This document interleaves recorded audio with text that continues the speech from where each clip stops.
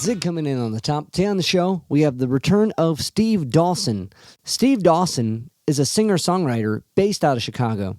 You might know Steve from his band Dolly Varden, or you may be familiar with his solo works, or he might be your teacher if you attend the Old Town School of Folk Music, where he teaches songwriting. But Steve is here today to talk about his new album, his new solo album coming out called Ghost. Ghost is an up-close and personal record with Steve's past, and we talk about that a little bit in our conversation. Steve and I have spoke before, and we went thoroughly through his history, so if you want to dive deeper into Steve's catalog, check out my first interview with him from a few years ago. We're going to listen to a tune off the record. This is Leadville by Steve Dawson off the album Ghost. Leadville, Steve Dawson, the album's Ghost. You can get the album on all streaming platforms June 7th.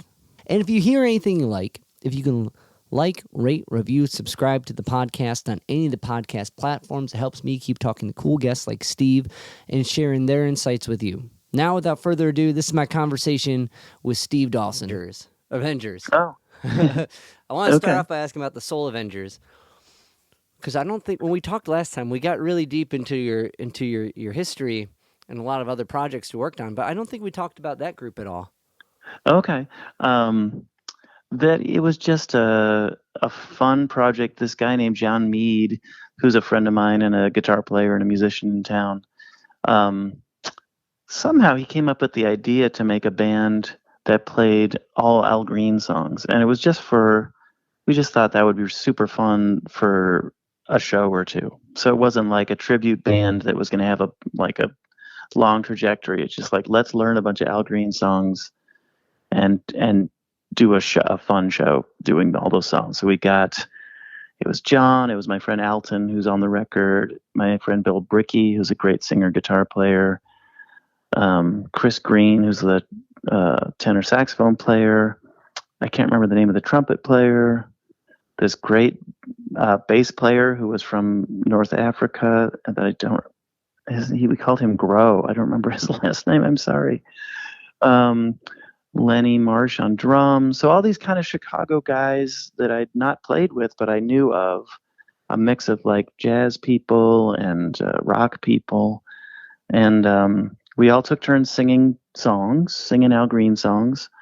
And we did it once and it was super fun. So then we did it again, like at a university. And then after we'd done that, we kind of felt like it was a little bit played out. So we're like, well, why don't we just expand it to being any kind of 60s and 70s soul music? And so John said, how about we call it the Soul Avengers, and we'll just do soul music using basically the same band. There was a few people that came and went. And we did that. This was all pre-pandemic. So we did that 3 or 4 times in various places between like 2018 and 2019. And then since the pandemic, we have not done it again. So it was a short-lived, like deep soul, just fun project. It's like to dive into like coming from your like original route and like songwriting worlds to jump into like a kind of a bigger ensemble like that. It's really it's a cool thing that you can see. I mean, getting a couple of those gigs together, like, oh, there's so many people here. This is only going to get more complicated to keep this going. But totally.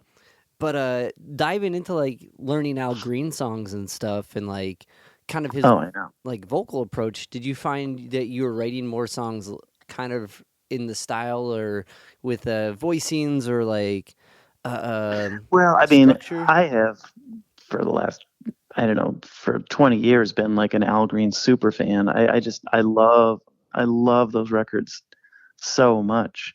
So I had already dug way deep into trying to figure out what he's done and how to play them on guitar. I mean, I can't sing like that, but I certainly can try. It's fun to try. And so playing him with a band was just a dream come true. And with the horns, that they learned those horn charts that are so cool. I played electric piano on some of them too, so that was fun because to learn some of those parts. And yeah, it was super, super fun. What tune were you leading? I sang Bell, and I sang, gosh, if I can remember, Jesus is Waiting is one I did. I did Tired of Being Alone. That's a hard one, It's, man. That's like there's a lot of runs in that. oh my God. Yeah. Yeah. It's a lot. It was so great. But I think you took some of that like with 22 rubber bands on the last record, like Sure. that, Totally. that Yeah. um because like one thing I noticed kind of compared to Ghost, like you didn't really touch upon that vocal register that much on this record. I think this was kind of Yeah, I a guess not. Yeah. um it reminded me more of the one before it, the Bonsai album, Yeah. I could see that. like as far as like vocal placement. But I guess to kind of jump into this record, so these songs you've been writing them for a while and they've been kind of like building up, or what was like Yeah, I would yeah. say so. Um, some of them, like the original plan for the At the Bottom of a Canyon record it was gonna be a double record. That was my plan. Um, and then I sort of got talked out of it for various reasons. So some of the songs were ones that I had sort of like slotted to be on the double record. So I had those were kind of hanging around, but I think I reworked them all. So they weren't exactly the same. Like I went through and fixed them up, which is probably the reason they got left off. You know, like why I abandoned the double record idea. And so they were started but not finished. So I finished them up in the last maybe 2 years. Was that like finishing up? Was that looking at like lyric or song structure, or was it like more production work? For me, it's usually lyrics and sometimes structure. Production, not so much, especially with this record, since it was recorded basically live. The the arrangements were created on the spot. It doesn't like I know I read that it was done that way, but it doesn't feel like that. Oh, okay. It feels like everything was in the best, just as like like an improv jazz solo. If all the mastery is from messing up the million times before until right now, and like this record flows really. It's a really beautiful record, man. It Oh, flows thank you. very smoothly, and the songs are very well written. What songs were, I guess, left out from the last batch, or left out of the Oh, last yeah. record on this one? Let me think about that. It could be the Time to Let Some Light In, but see, the thing is, that was a song called "I'm Sick of Being Lied To." It was a really angry song, so I purposely changed the whole point of that song and kept the tune. So, and some of the verse lyrics were the same. So that one's been kicking around, and that was maybe going to be on the other record. But again, at that point, it was still too angry, and it didn't feel like I wanted to be. I just didn't want to be doing that angry thing. So, um, once it dawned on me that I could transpose the phrase into something positive, that opened up the song again. So that one was kind of hanging around. Let me think what else is on this record. Oh, California, I actually had a fully recorded version of that was really pretty different, um, that I just wasn't that happy with. So I'm really glad we redid it because I love the new version. Walking Cane is brand new, so that's since that was written since Sooner Than Expected was written since.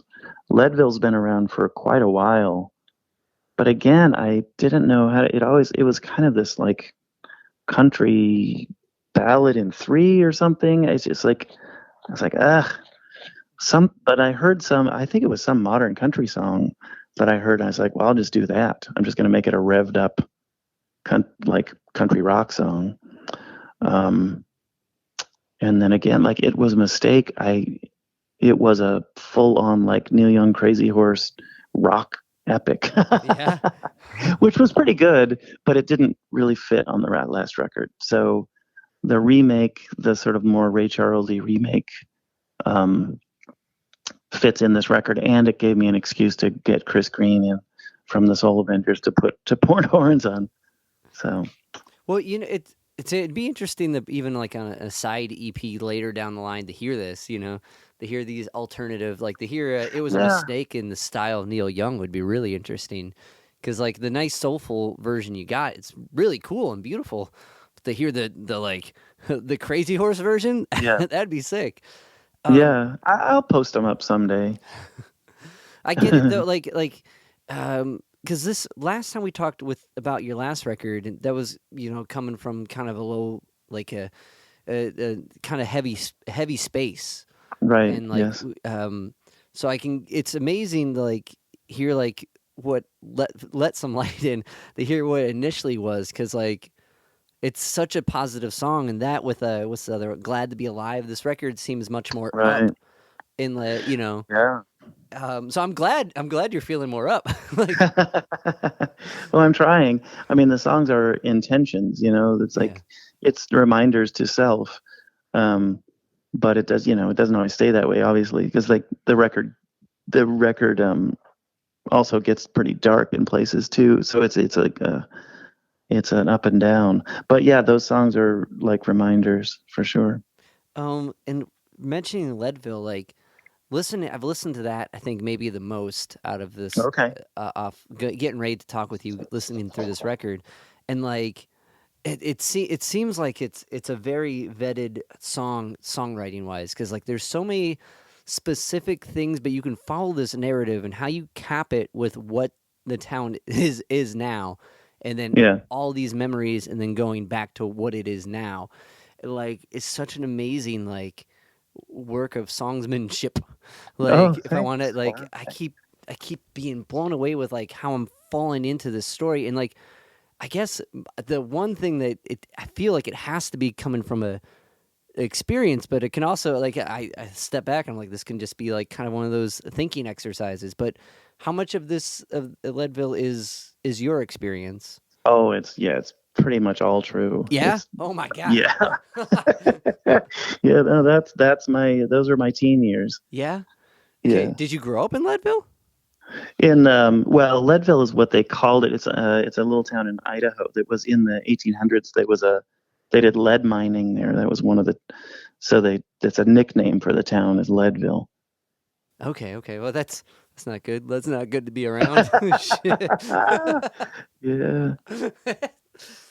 Because man, like, but I totally related to that experience of working, in the kitchen and being around these like aggro dudes that are just Yeah, like, totally. and thinking that same thought of, I don't want to be like these guys. Oh yeah. No, just like creepy guys. Then these kind of dead end jobs.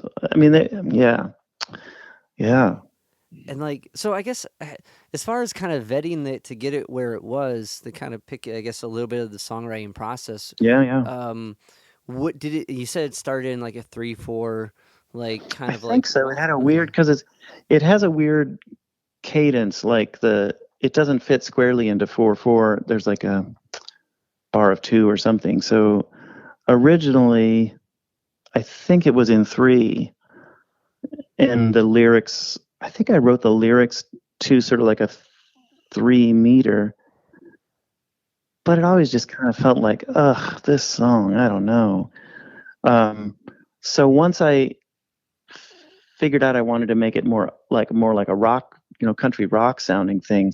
It still didn't quite scan, but I made it work. And then once I brought it to those guys, Gerald and John Abbey, Gerald Dowd and John Abbey, the rhythm section, they were just nonplussed. They're just like, okay, that's how the song goes. We're gonna play it. But it does have it has an extra couple of beats in there. okay. So like, did that? I guess once you brought it to them before tracking this, did that change any of the lyrical content, or was that all No, no. okay? The lyrics were all done. The lyrics had been done and were pretty set for quite a while. I softened up some of the things because I didn't want to be so mean. Yeah, yeah, yeah. Um, Well, when you said like uh, a sack of doorknobs, I was like, that's a specific. Like I've never heard that in a song, but you put the dude off, put him out of fire, put the fire I oven. know. Like, I feel a little bad, but I don't know. but no, that's the experience, right? And like, as a Yeah. what was that like a teenager or a kid? Like, The kid, he was like this girl's older brother. right, right. But Um, you, how old were you? Were oh, you I was probably 17. okay?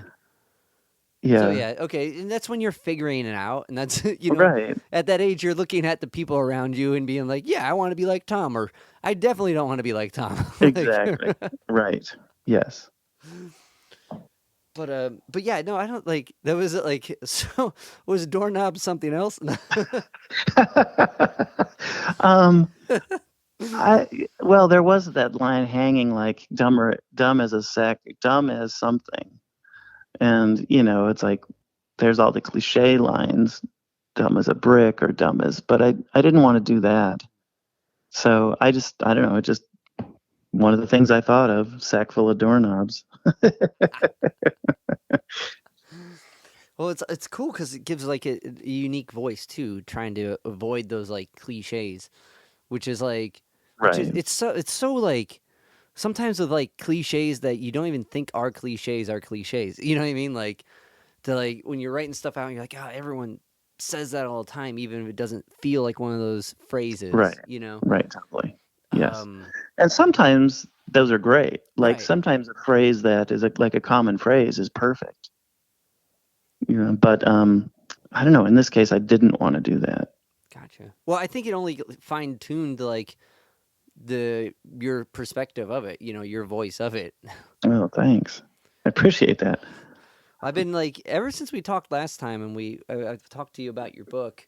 I've been diving into the all these kind of like songwriting exercises and books, and like Oh, cool. trying to kind of hone that aspect of it more, and like going at it in a way of like typically I would write like a song with music and lyrics and try to do it at the same time. Like whatever Sure. catches, and then kind of expand upon it.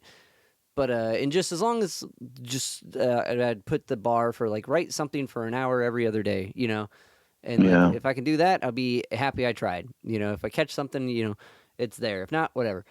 But that ended up being in between teaching gigs and playing gigs, so it basically means in my car at a Starbucks, Okay. right? Because Yeah. like Sure.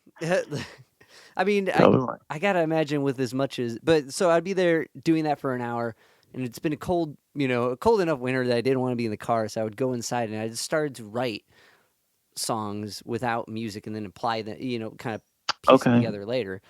But Yeah.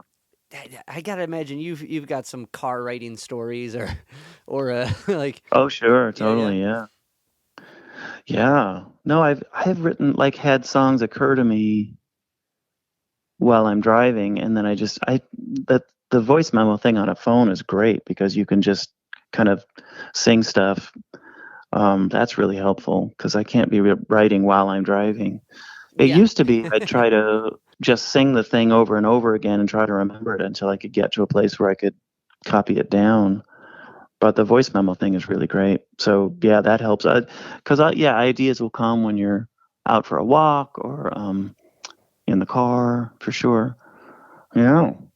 No, that make like I don't know. It's like the voice memo thing is pretty clutch. Oh my god, like or even when you mistake upon a melody, you're like, how did I do that? And you're like can Totally. listen back and like dissect it. Um, Yeah. so like I guess my kind of on a question with that with like teaching songwriting and like also doing your own. Is there like is it? I gotta. I can't imagine it's the same every day, but can't imagine it's like working out, teaching someone to work out, then work out yourself? Or is it kind of like during the process of that, you kind of vet out some of your own ideas for songs you're going to It's do?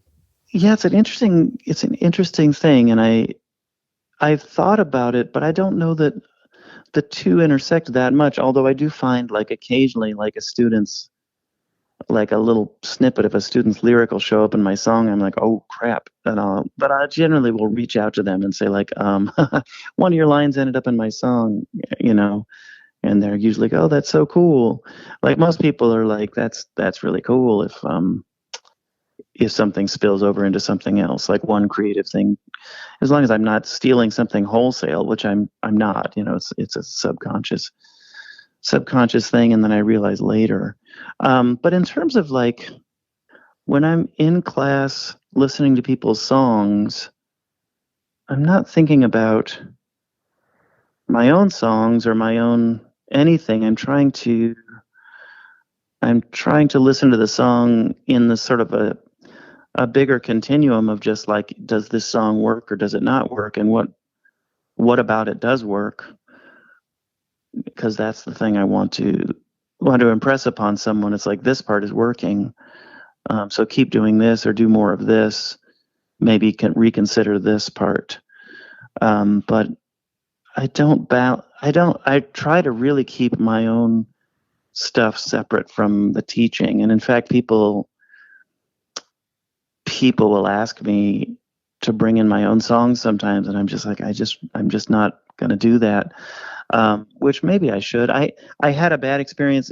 I had a songwriting class when I was in Boston, and the guy, he was a great teacher, but he brought in his own songs as examples of all his stuff, and his songs were horrible.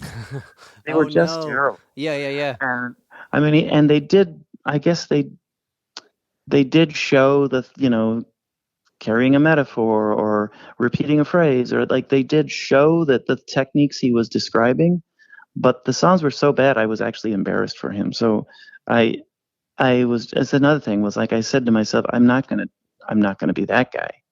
So I really keep my songs out of my songwriting classes, unless someone asks me specifically, like someone who might know one of my songs, say like, in this song, like like what were you thinking when you came up with these chords, or what were you thinking when you came up with this line, and then I will tell them my thought process behind it. But Okay. No, in that general, I try to keep them separate. yeah, yeah, no, that makes a lot of sense. Like, because I wasn't sure if it was like kind of a. I guess my thought is like, because I've been running with some of my kiddos, but like I explained before, it's a different population, right? So like, Yeah. it's kind of like you have to do it with them example at first. So writing Okay. with them is what I meant. But Sure. like, if Sure. they're bringing it to you, that makes much more sense. Why it would be like, and oh man, that'd be my worst nightmare. They'd be like, yeah, this is a song I wrote, and it's pretty much perfect anyway. Or even just to be Yeah. that guy. I would hate to be I that know. guy. Oh Yeah. man, just to feel like oh jeez. Yeah. So Exactly. yeah, I totally get that. Oh my gosh. Yeah. Um, People that bring their songs to me, like I give assignments, and people work on them through the week and then bring in what they've worked on. So I'm not actually co-writing with anybody, or yeah. gotcha. That's Yeah. yeah, yeah, yeah, okay, that makes sense. Cause like then you can kind of look at it and then go out again. And also like, I mean, have you been much of a group writer? I feel like writing's like maybe I just don't have enough opportunity to try to do that type of thing with somebody, but I feel like it's kind of like especially with an album like this, and with the last album I talked to you about, it seems like very, very like personal experiences. Yeah. So I gotta, I yeah, I think that's just the way it works for me. I would like to be someone who could collaborate, and I'm not ruling that out, but I've done it very little, and a couple, and to varying degrees of success. I wrote some songs with this woman who called herself Ellen Cherry, and we made an EP. And there's some songs; those were true collaborations. Those that came out like 2016 or something. But that's about that, and writing some songs with Diane, my wife. We wrote songs together early in Dolly Varden. But then she ended up preferring to write on her own as well. So I just think we found that we like writing on our own. But that's how I've always done it. well, no, that makes sense. Like especially for how your music expresses your experience, that makes a lot of sense. Um, so like Yeah. with the idea of like Ghost and like the album, like I'm trying to pick like a through line, and like I get we kind of hit upon it. There's like these ups and downs with like everything. And last we spoke, um, I think it was about 2021, something Yeah, like that. probably. But Yeah. so was this kind of like were these songs, some of these? I mean, and some of them were for the other album, but was it kind of a reflection from that? Because it seems like kind of looking at a lot of things that happened before, like a lingering ghost. That would be my Yes. like assumption of a thing. But is that kind of Right. is that right, or is that Yeah, I think okay? that's right. I think that's right, and that hard as I try, it's difficult to escape these things. Um, so that the album to me is like the struggle between trying to live in the moment and be here now, and the drifting back into the past and these ghosts of the past that keep showing up. Um, so it's yeah, that's what it's about, Okay. I'd say. Yeah. Like, and but I gotta imagine like putting something like this together and kind of putting these memories out there and like reliving these experiences in this like kind of concrete way. Here they are. Has since doing this, has that kind of like lessened the hauntings, I guess? I hope so. That would be a positive. um, yeah, I mean, it's all a process trying to grow and be present, be more present in the moment now is yeah, that's a goal for sure. And letting go of things and all that. So yeah, that's what we're hoping for. So like the I am glad to be alive is more like a mission statement, I guess. And yeah. It's beautiful. I think if I mean it is. It's a beautiful song and like it's a definitely a beautiful mission statement for sure. Yeah, thank Um you.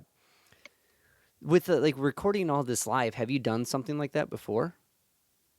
The um the Funeral Bonsai Wedding records are all tracked live. So the first one that was just called Funeral Bonsai Wedding and the one called Last Flight Out with the string quartet, that stuff's all tracked live. Like almost no overdubs at all. The background vocals I think were overdubbed on those records. But so yes, and whenever I do that approach, I do it with John Abbey at his studio called King Size Sound Labs because it's a giant room. He's great to work with, and he just makes it feel good to do that with these groups of people. But yeah, I've learned that if I'm with groups of musicians that are really good and that I trust and like, it makes it all work. So Okay. Cuz like yeah. yeah, it's got like with I guess the feel with it like does this are you doing multiple takes of stuff? Like Most of them, yeah, yeah. most of them we did 3 or 4 times. Okay. We did the one called A Mile South of Town. We did it one time. That was the Yeah. the one time we did it. But everything else we probably did at least 3 times. Yeah, Okay. And and then just pick the best take. okay, that may on your end, are you because I gotta imagine the arrangements are molding to the structure, but I'm sure everyone prepared ahead of time too. But like on your end, were you changing anything like phrasing wise, or like did you find Mm. like as well as how they're like accompanying your structure? Is it shifting as I mean, well? from take to take, Yeah, yeah, yeah. probably a little bit. The phrasing, like the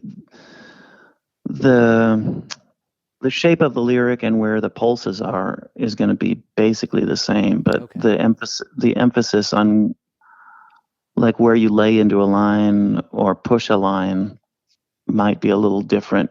It's so interesting. It's like because I have a studio out back here too, and that's where I recorded the last record. But I record other people as well. You can record.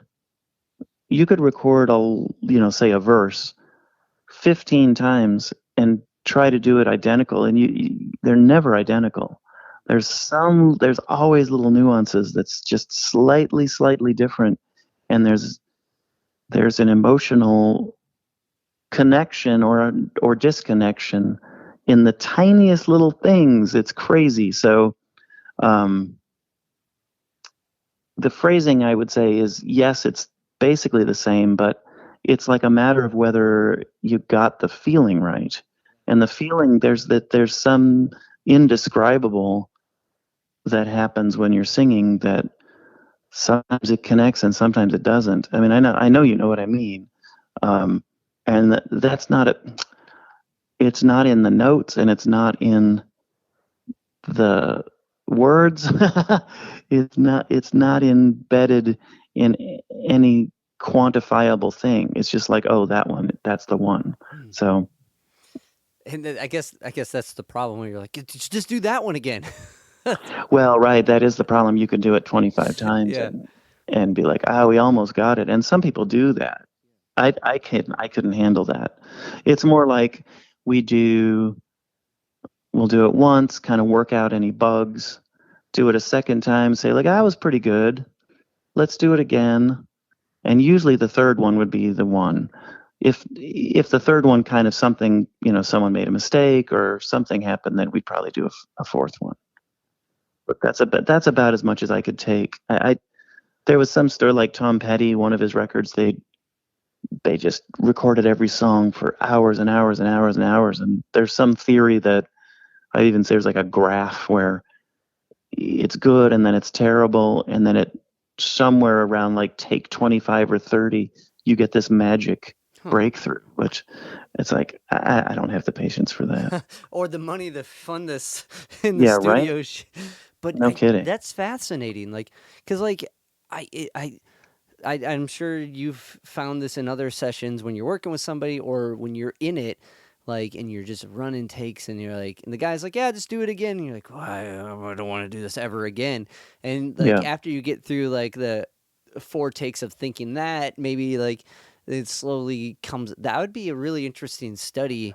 It's fascinating. Yeah. I mean, I'm much more of the sort of Neil Young, Bob Dylan world where it's like the earliest take where you actually play it through is going to be the best take because everyone's fresh and it's still, there's that excitement embedded in the performance of everybody. And that once people start knowing what they're going to do, that it gets less exciting and interesting. I definitely agree with that. It's like lettuce in that sense. Yeah, it starts to go bad. But somehow in the Tom Petty magic, it becomes spinach. I don't know. I don't know. That, but like, and also I found it's interesting because I've with your vocal approach. So like, were you doing all these takes, like 4 for each song on the same day, or were these multiple sessions? It was 3 sessions. Okay. And I think we aimed to do 4 songs each session. Yeah, and there was one song that was left off. So we did 3 days for 4 songs each day. Okay. So 4 songs, about 4 times, about 12 tracks, like, give or take. Because like your vocal performance on this is like it's getting like it's raw and it's like there's points where you're really hitting these notes and straining, then gradually going. It's like just that beautiful like natural like here it is. And I listened to the last record and then just to kind of like compare stuff and then listen to the one before it and it's like, oh, the Bonsai one, that's more of that vocal take or that approach. But that makes sense because they're both done live. Right, exactly. Yeah.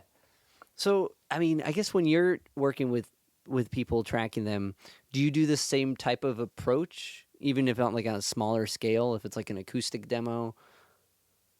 Sometimes it depends on the person, because some people, I mean, everybody's different. Everyone has their strengths and limitations. So some people, they're not capable of playing and singing the song all the way through well. So we do it in pieces. And other people, I had this country singer come and he just stood there and basically sang and played his whole album on guitar, like played acoustic guitar and sang, and then said, okay, I'm done. Do whatever you want to do. And so we, brought a drummer in. I played bass. He put a piano on there. Like all this stuff was just done, but his part was done. He did guitar and vocal in one. I think he did it all in one day. He might have come in 2 days, but his time was great and he sang great. So that's one approach.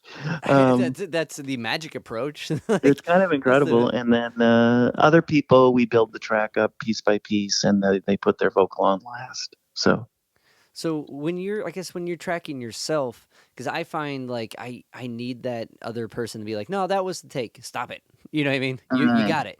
Do you do you find that for when you like? I know this project was with a bunch of people, but like right. kind of bounce into the other record or maybe ones before. Do you find that you need someone to be that voice as well, or are you capable of being like, that's it, I got it?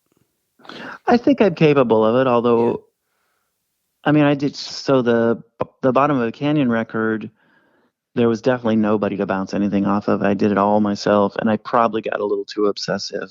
I probably could have let some things go, but it was the pandemic, and I had the time and whatever, so I just did it. Yeah. And Yeah. I enjoy that process. It's obsessive, but like I would just keep doing the bass part until I got it just right, which might have been like 3 hours of playing a bass part and then finally getting it, etc. That same for everything. And I mean, I like that obsessiveness. It might have been helpful to have someone go like, "All right, I think you're good." I don't know. With Dolly Varden, we made some records with actual producer in Nashville, and yeah, he had good advice for us for sure.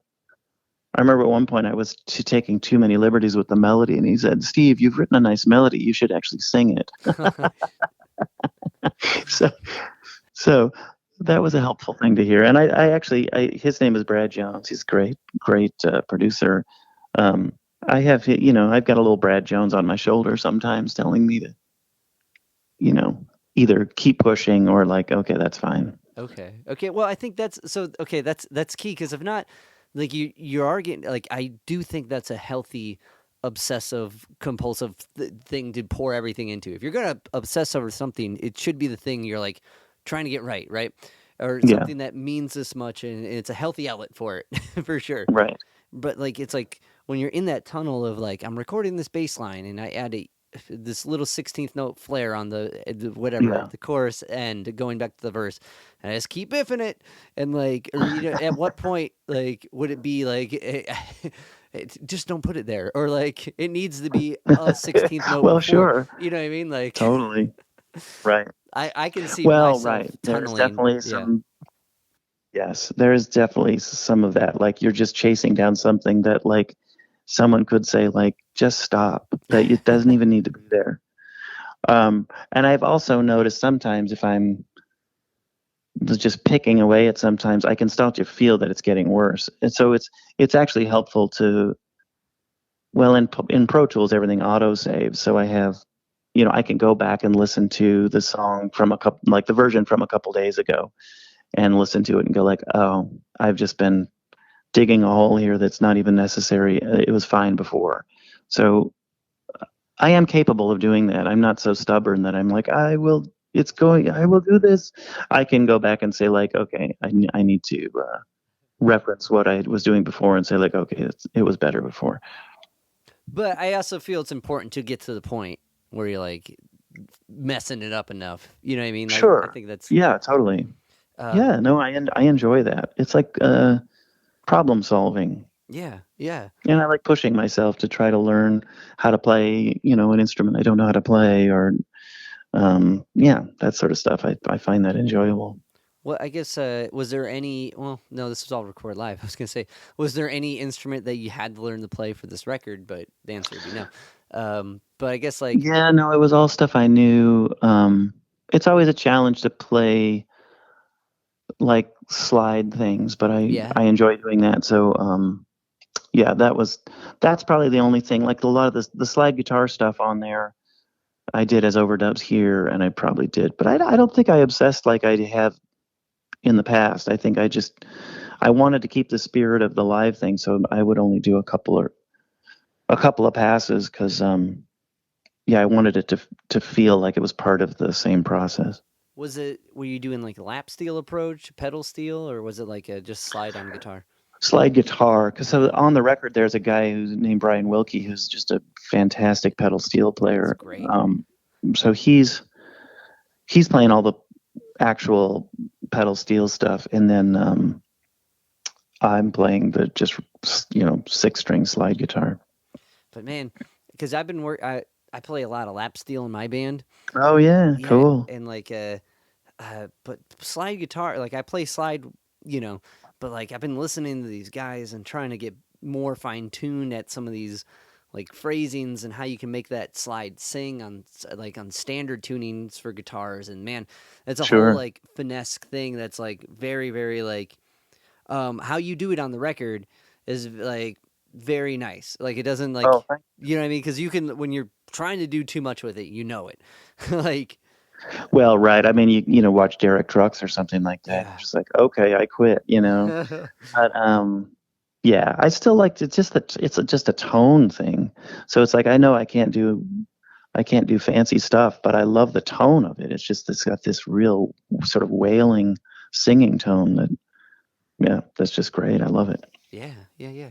Um, so I know we talked last time, and like there was other stuff in the works. So now that this is out, is there other stuff in the works? Mm. Oh gosh. I mean, I Yeah, am I am actively trying to write, yeah. but I don't have a plan for anything. If anything, the only plan I have is maybe to make a.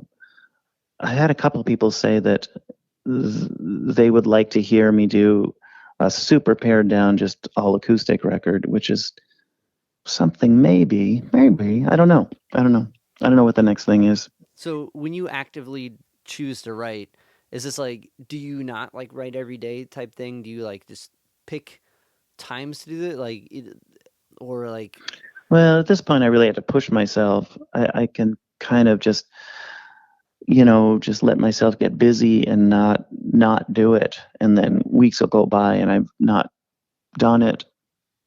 So I have to sort of create situations. So I've created some groups of people that we get together with the only thing is you have to have a new song. So that it gives me some deadlines, some groups of peers of other songwriters in town that we get together and just share. So it gives him accountability and some peer pressure and some people to hear things and give thoughts. So I've realized I need to create deadlines for myself to actually do it, which I didn't used to, but I do now.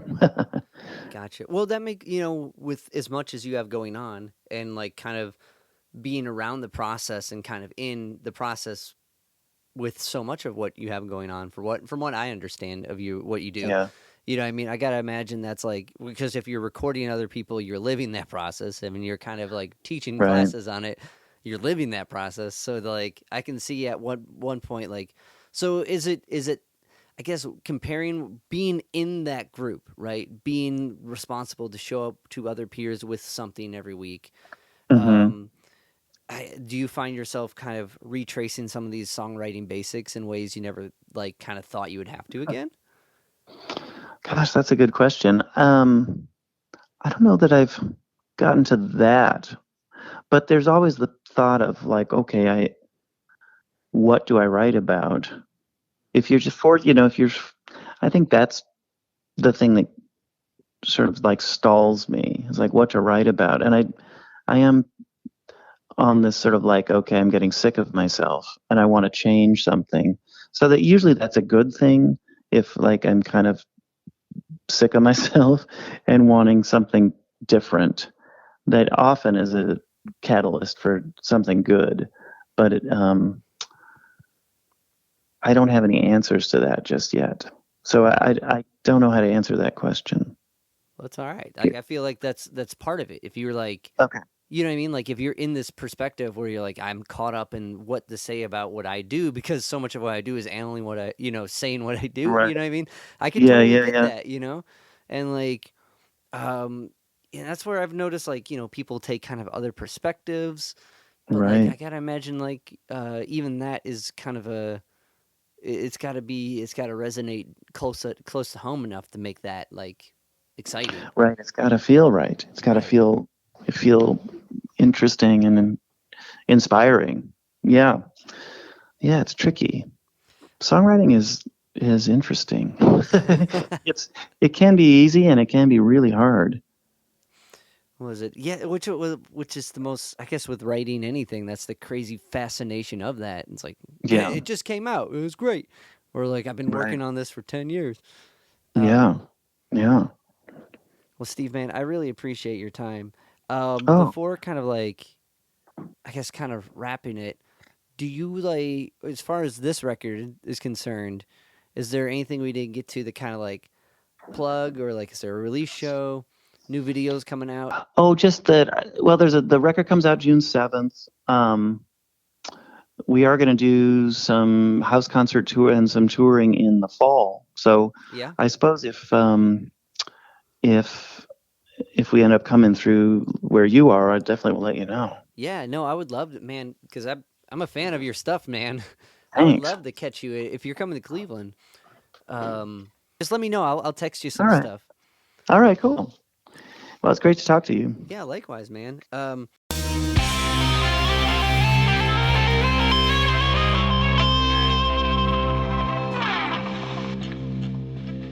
Yo, Spike Spiegel here. You just listened to Zig at the Gig podcast.